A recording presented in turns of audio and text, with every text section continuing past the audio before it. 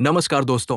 क्या आप जानते हैं कि भारत में अब पेट्रोल बदल रहा है? जी हाँ, अब आ रहा है E20 पेट्रोल, यानी ऐसा ईंधन जिसमें 20% इथेनॉल और 80% पेट्रोल का मिश्रण होता है। लेकिन सवाल ये है, क्या E20 आपके वाहन के लिए सुरक्षित है?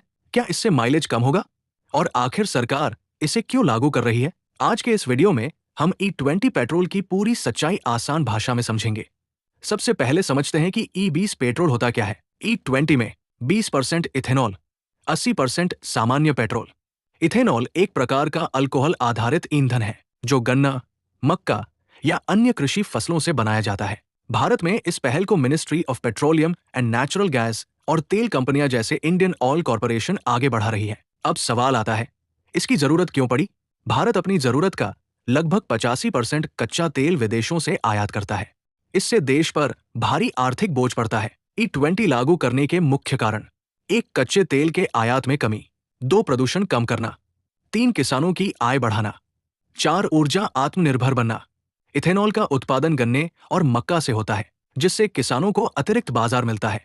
बहुत लोगों का सवाल है, क्या E20 से माइलेज कम होगा? हाँ, थोड़ा बहुत फर्क पड़ सकता है, क्योंकि इथेनॉल की ऊर्जा क्षमता पेट्रोल से थोड़ी कम होती है। माइलेज में लगभग 3% से 7% तक की कमी आ सकती है, लेकिन ये अंतर बहुत ज्यादा नहीं होता और इंजन ट्यूनिंग से इसे संतुलित किया जा सकता है। अब सबसे जरूरी सवाल, क्या आपकी गाड़ी E20 पर चल सकती है? 2023 के बाद बनी कई गाड़ियां E20 कंपैटिबल है। वाहन निर्माता कंपनियां अब नए इंजन E20 के अनुसार बना रही है। अगर आपकी गाड़ी पुरानी है तो कंपनी की गाइडलाइन जरूर देखें। फायदे: प्रदूषण में कमी, विदेशी मुद्रा की बचत, किसानों को फायदा, ऊर्जा सुरक्षा। चुनौतियां: माइलेज में हल्की कमी, इंफ्रास्ट्रक्चर बदलाव, पुराने इंजनों में संभावित समस्या। भारत सरकार का लक्ष्य 2025 तक 20% इथेनॉल ब्लेंडिंग हासिल करना है। भविष्य में फ्लेक्स फ्यूल व्हीकल्स भी आ सकते हैं जो 100% इथेनॉल तक उपयोग कर सकेंगे।